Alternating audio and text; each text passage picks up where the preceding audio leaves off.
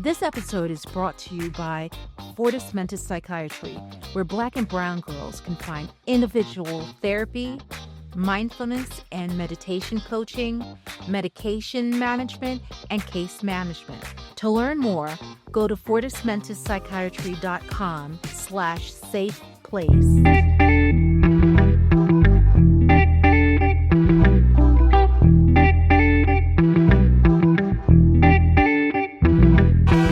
Hey girl, welcome back to Safe Place for Brown Girls. I'm your host, Dr. Kathleen Jude Estime, a psychiatric nurse practitioner, and this is your space to talk about healing, mental health, and growth, especially for Black and brown women who are tired of carrying it all in silence.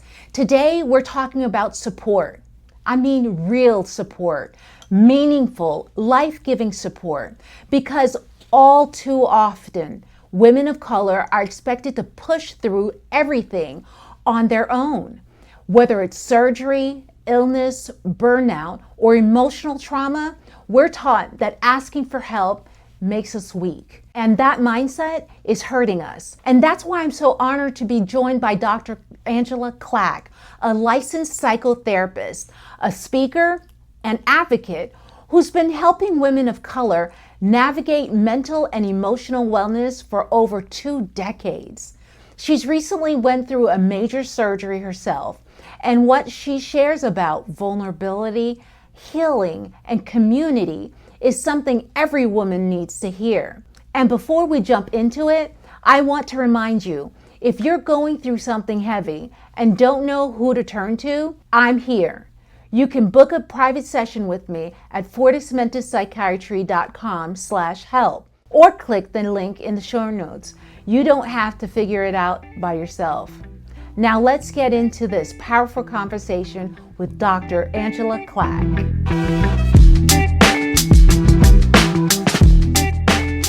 Welcome, Dr. Clack, to Safe Place for Brown Girls. How are you? I am well, and thank you for the invitation. When I heard your story, it's amazing. Tell our viewers a little bit about you. Sure.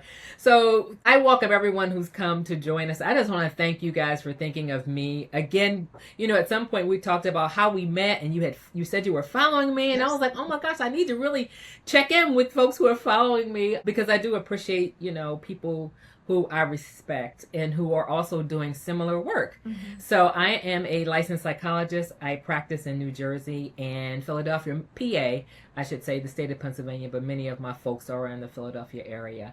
I have a private practice. Right now, primarily 90% of my clientele are Black and brown women. And surprisingly, maybe not to some, more men are checking in. And so we are also starting to see men as well.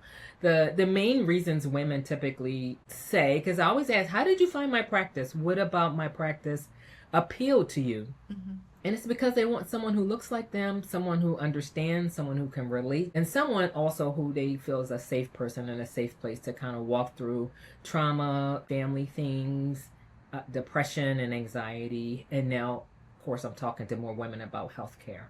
Okay. And what kind of concerns do they typically have? Most of the women, I would say, come in with something related to depression or anxiety. As you might imagine, we're in a state of uncertainty in this world. Mm-hmm. So many more people in the last 5 years, let's say like right around the pandemic years, the level of anxiety has just kind of skyrocketed. And now you look at post-election and kind of like what's coming along with this administration, like every day there's something.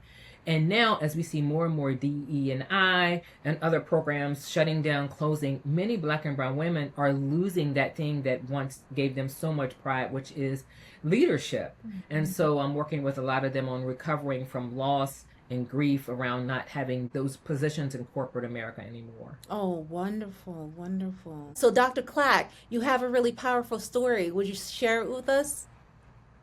Yeah, I think that one of the things that is helpful for people is to hear other people's stories and testimonies. Mm-hmm. And so for me as a clinician, we're often trained not to give those parts of ourselves, right? That's kind of disclosure and sometimes, But the way that I practice is much more of a kind of cultural informed and trauma informed practice. So I include sometimes appropriate disclosure. And for me, recently this year, I had to take some time off. And one of the things I know we'll get to talk about is helping women be okay with taking a break. Helping women be okay with asking for help. And so for me in my story, it became a healthcare issue. And I definitely struggle with like, who's going to take care of my clients? How am I going to do this? But I really sat down, I prayed about it, I strategized about how I'm going to work this out. Because many of my clients, I didn't want them to feel abandoned by my process. I knew I would be out for at least a month, and then it became a little bit longer. And so I actually planned it, right? So many of them, they knew I was going out on a leave, or some call it sabbatical. But it was medical related. And for me, I didn't look sick. I didn't feel sick. I was working. And it wasn't until I went in for an appointment after I did feel, bad, but I wasn't sick. And so for many of them, they're like, well, you don't look sick. And I'm like, I know, I didn't feel it either. But there's some issues, medical issues women go through that are almost silent, right? So we can look at women who struggle with a heart attack who no one knew that they were stressed. But it does show up in our body. And so for me, it was really around having to have a hysterectomy. And that, for me, by itself was scary. But then when I started to talk to my friends and family, I found out like 90% of the women I talked to who are women of color had already been through this. And so this is why we need to talk about things like this. Because I was scared because I thought it was something worse than it really was.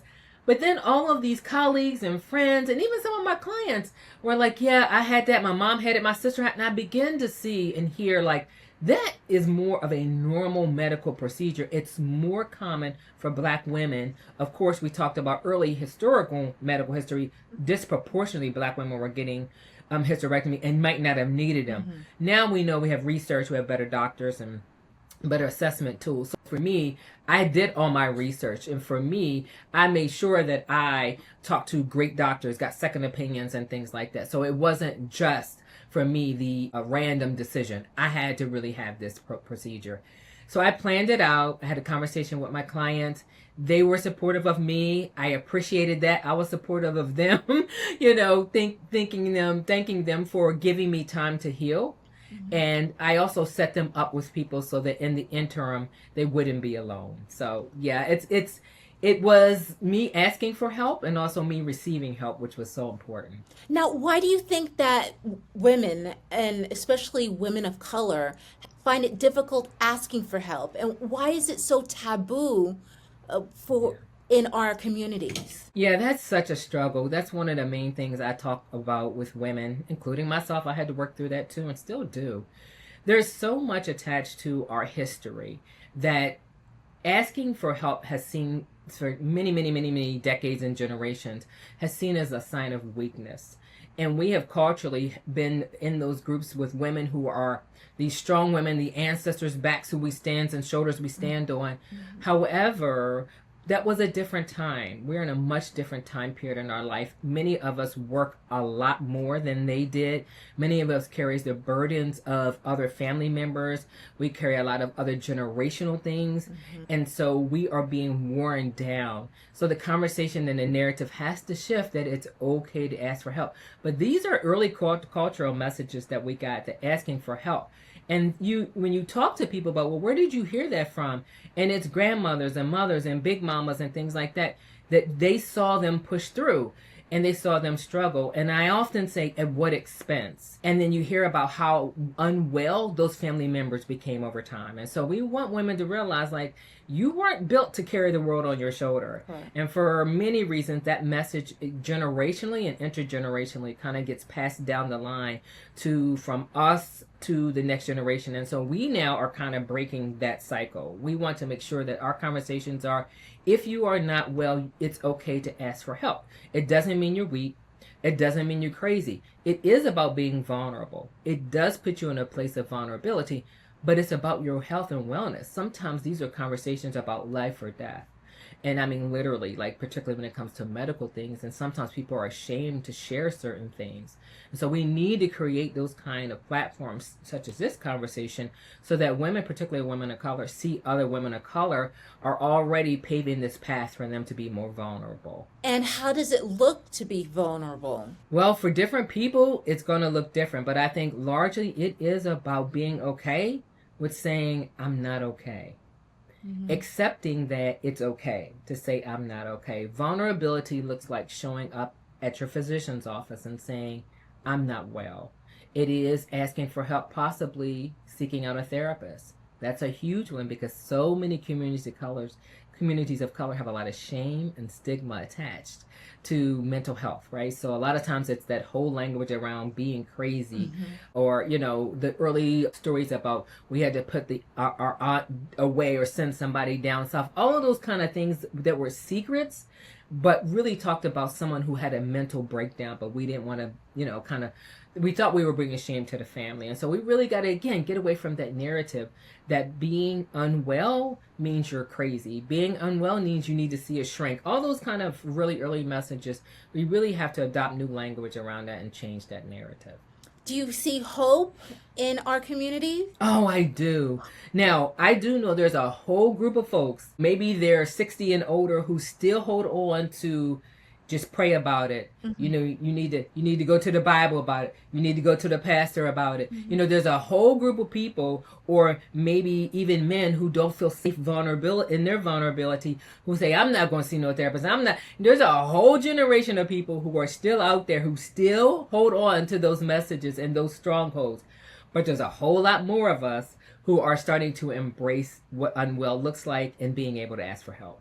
Oh, wow. That's amazing. That's amazing. Do you have any personal stories to tell? I think overall, just me holding space for Black and brown women that come into sessions. Mm-hmm. Sometimes they're like, hey, I've never done this before. I don't know what to do here. So kind of walking them through like what it looks like to start having conversations about not being well. And sometimes that just starts with helping them feel safe, because there are times when people have told their story to someone and then it got exposed in a way that they didn't like, or kind of got distorted, or, mm-hmm. you know, the old telephone whisper game. You mm-hmm. tell one person, by the time it gets to the 10th person, you're like, that is not what happened.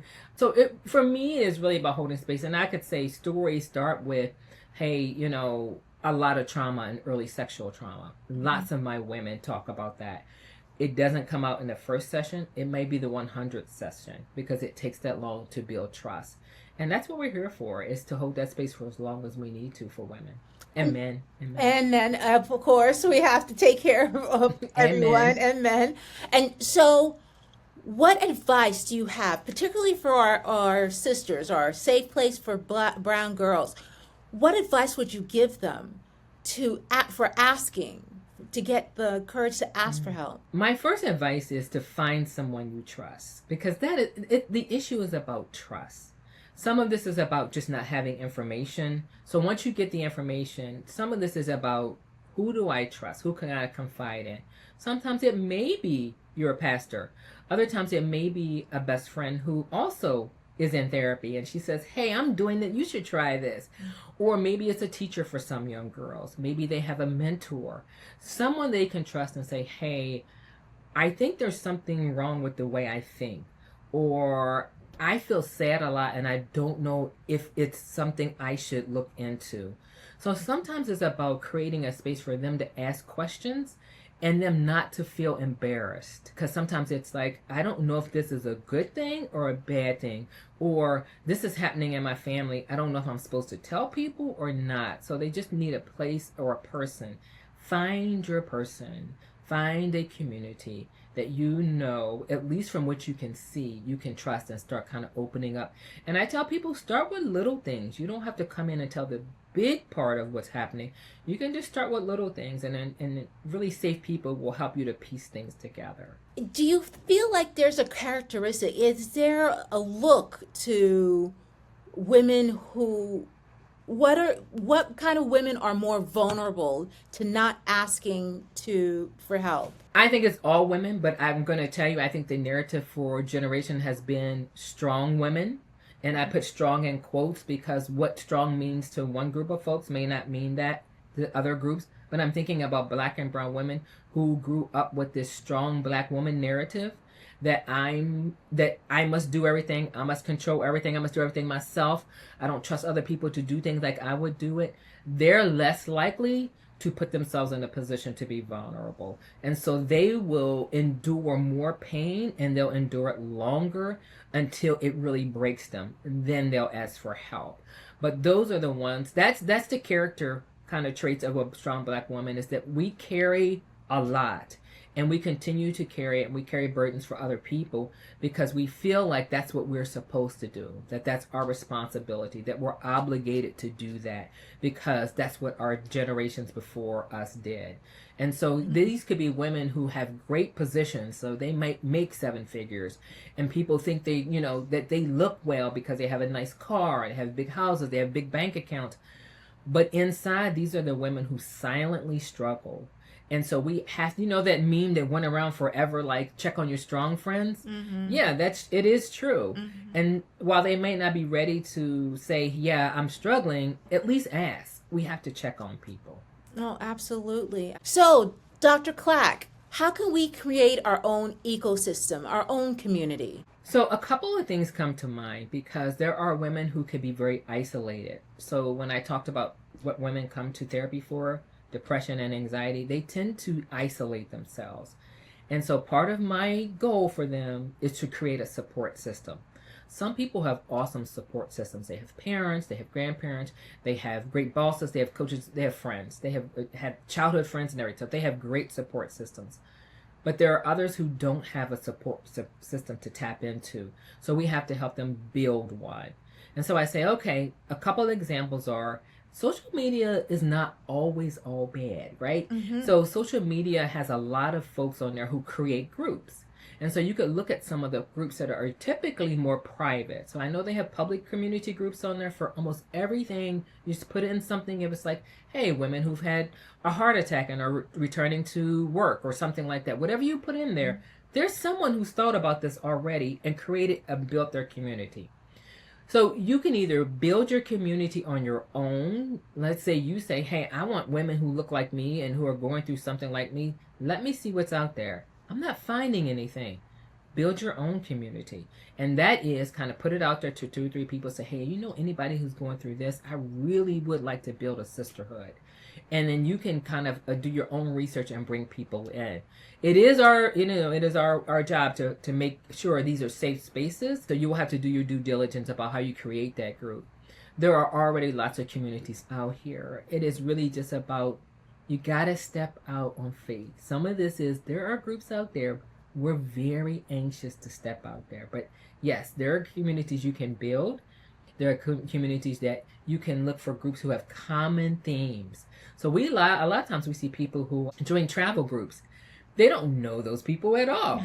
But what's common is they love to travel internationally, and you don't want to travel solo maybe. So you go to this group and you find, like, is this a group that I feel like I can go across the country with? That's amazing advice. Yeah, amazing. Yeah, that's common.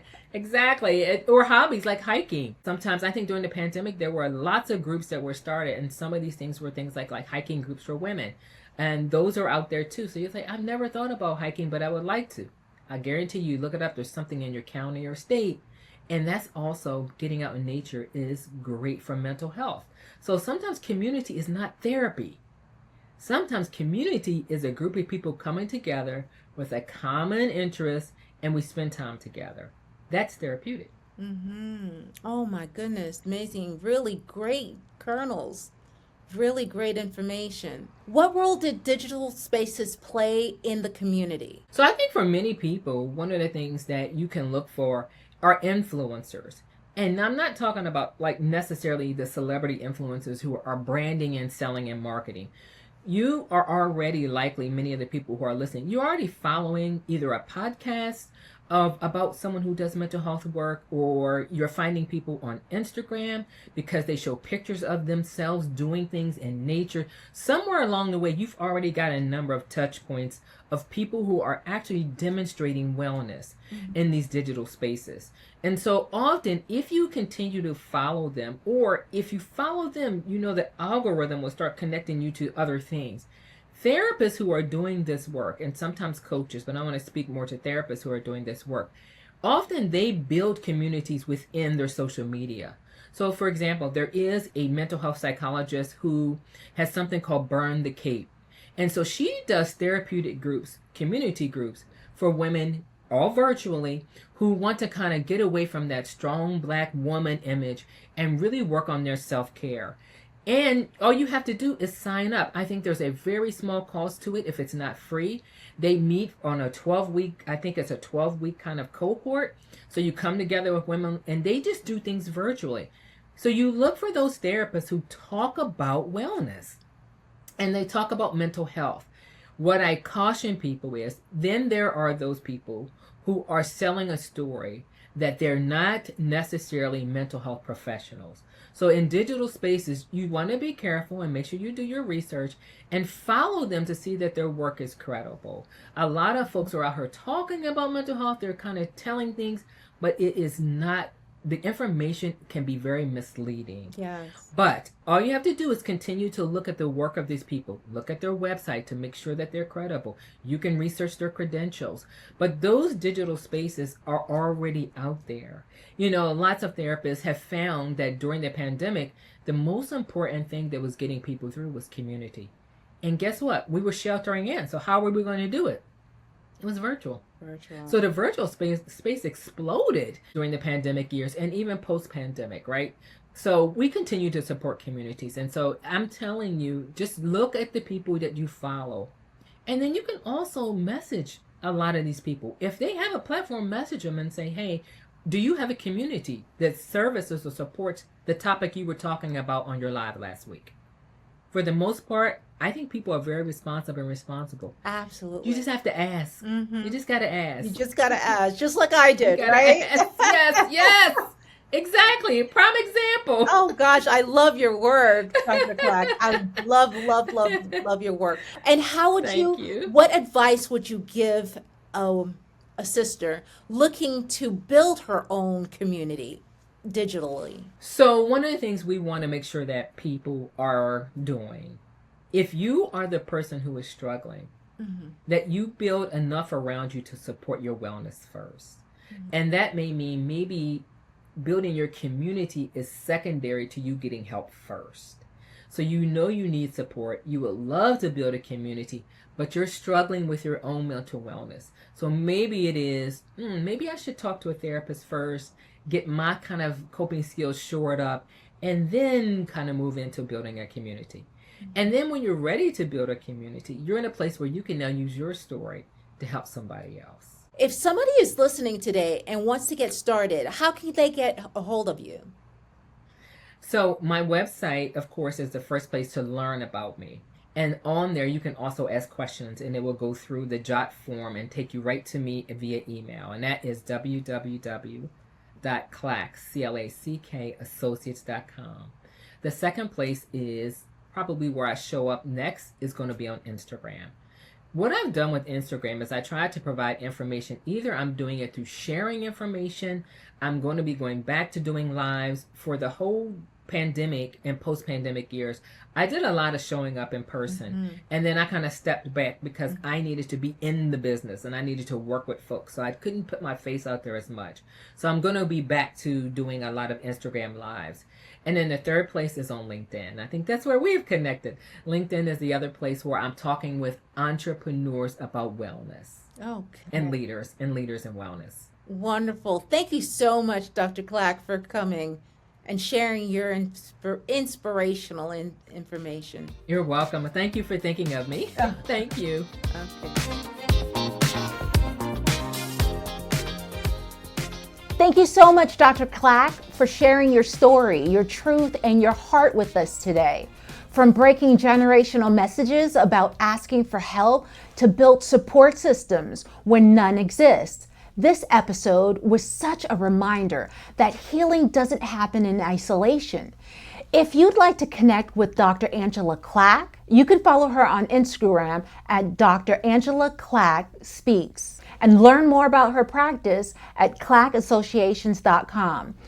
We've dropped both links in the show notes. So go let her know you heard her on Safe Place for Brown Girls. And sis, if you're feeling like you've been carrying too much, trying to be strong for everyone and feeling isolated during tough season in your life, please hear this. You don't have to do this alone.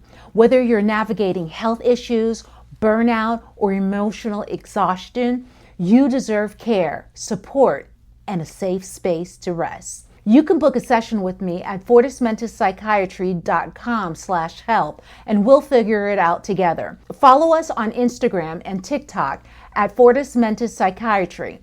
Connect with me personally at Dr. Kathleen Jude Estime on LinkedIn and subscribe to this channel on YouTube or wherever you listen to podcasts. Until next time, this is your safe place and you're always welcome here. This episode was brought to you by Fortis Mentis Psychiatry, where Black and brown girls can find individual therapy, mindfulness and meditation coaching, medication management, and case management. To learn more, go to fortismentouspsychiatry.com/safe place.